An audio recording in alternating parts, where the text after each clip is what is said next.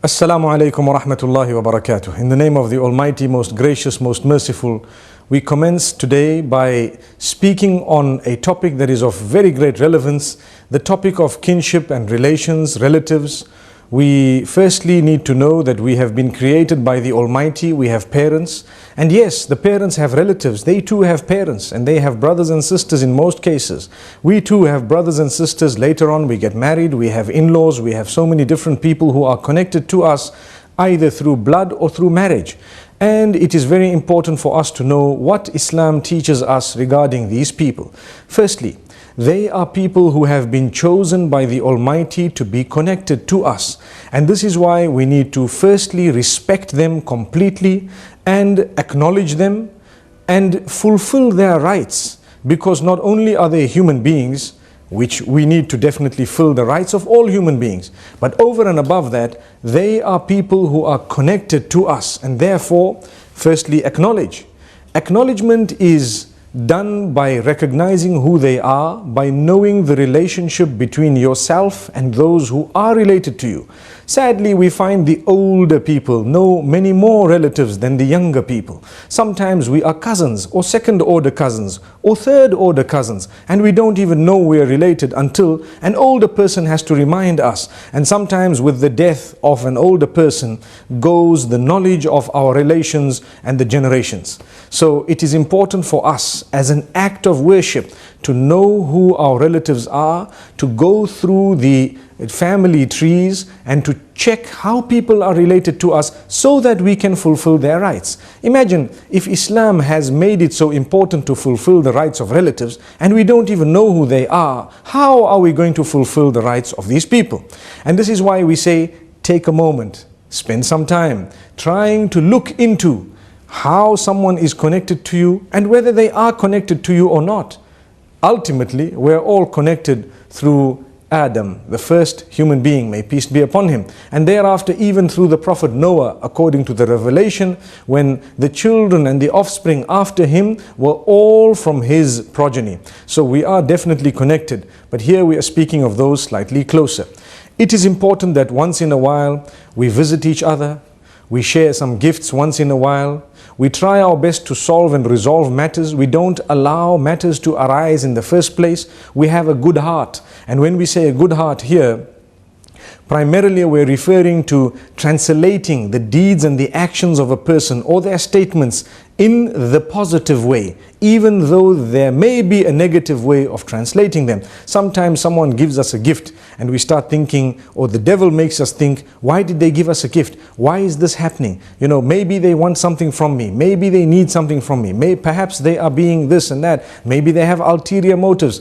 This type of thinking is unacceptable. We should not do that. Someone gives you a gift, you accept it, inshallah, with open arms. And you acknowledge it, if possible, reciprocate it. Because the hadith says, tahadu tahabu.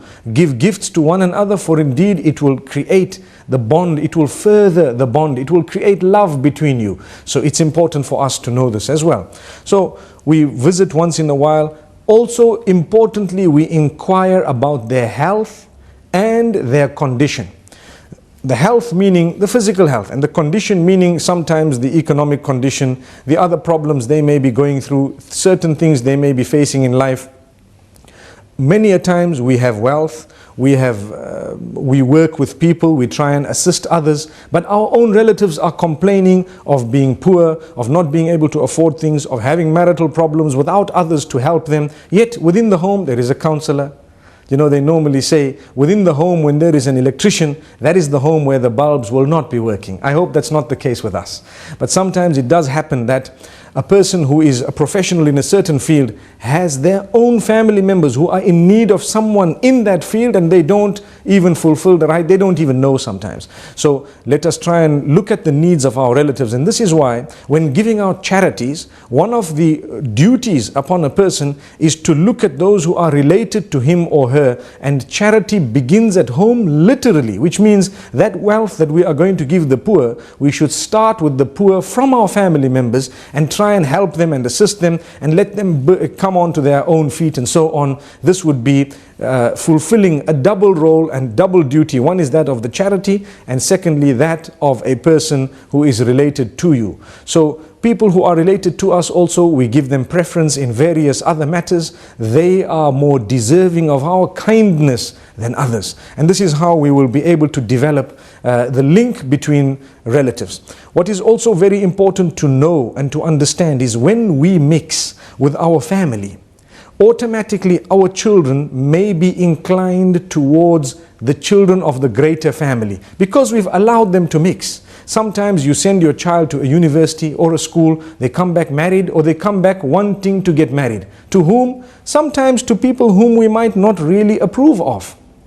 Well, it was our fault for not having taught them the ropes and for not having constantly reminded them why they are going to the university, and ultimately for having chosen a type of school or a type of environment where they would be prone to that type of an ending. Whereas had we mixed with our family members, had we allowed our family members to interact with us, there is a greater possibility that the day marriage comes into play, we might find people who will, marry within circles that we are aware of. In no ways are we encouraging marriages inside a small family, but we are saying within the extended family, within the community, and so on. If you take a careful look at a lot of communities, they are linked somewhere down the line somehow. And it only requires a person of knowledge to inform us of how the link is.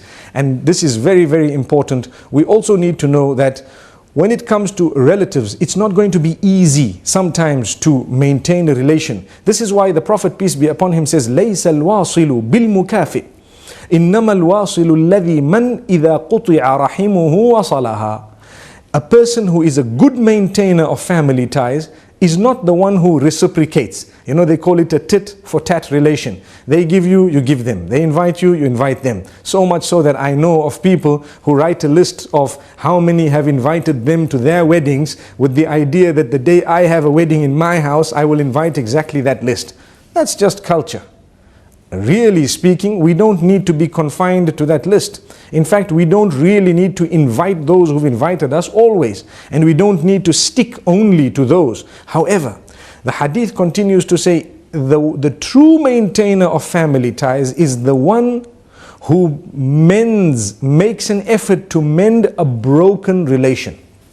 So you make the first step. You take the first step, you make the effort, and you try your best, you compromise a little bit here and there, and you make sure that these people come together. At least they are speaking, at least they are greeting, at least they visit each other once in a while, and they are on good terms. You don't need to be in the best of terms, because sometimes that might not be possible, but at least you don't have a problem and you have a good understanding. Also, what is very important is the live and let live policy when it comes to relations and when it comes to greater family. Sometimes you have the term in-laws, and I always fail to understand why the word law has to come into this. They call them in-laws, perhaps because the lawyers come into play. One wonders why they do this. But at the same time, whether we understand the term or not, we know who we are speaking about. These people sometimes may be slightly different in thinking. We need to live and let live. Tolerate. If we can tolerate a business partner or a person who belongs to a totally separate faith with absolutely different norms and understandings, because they've walked into our business and they happen to be people who are dealing with us and we're making money through them, we tolerate them, we greet them, we respect them, we overlook everything else. We're just making a bit of money out of them. That's the reason. Don't you think that a relative is more deserving and the in-laws are more deserving of us tolerating, overlooking, ignoring certain things that really don't have anything directly to do with us in order to maintain that link which is going to earn us not just the dollar or the rupee or the rand, but the rewards with the Almighty. And we need to understand that the Almighty is watchful. He knows. He is the one who planned that this relative will become your relative or will be your relative from the beginning.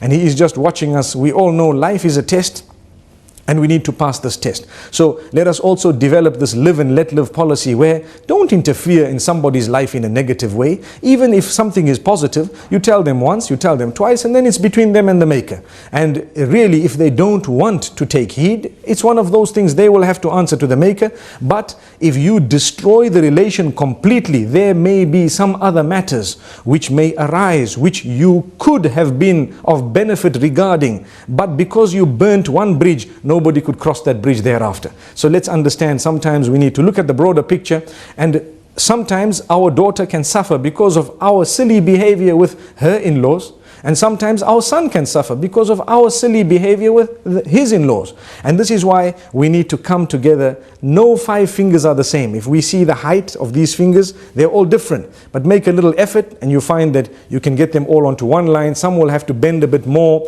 whilst others will bend a bit less, whilst the big one remains exactly as is. So with this, we can come all onto one line. And this is the compromise that is sometimes required in order to make the family work, and in order to enjoy the fruits of a broader family. The day you are sick, the day you go through calamity, you will realize and understand, I have a large party of people who are mine.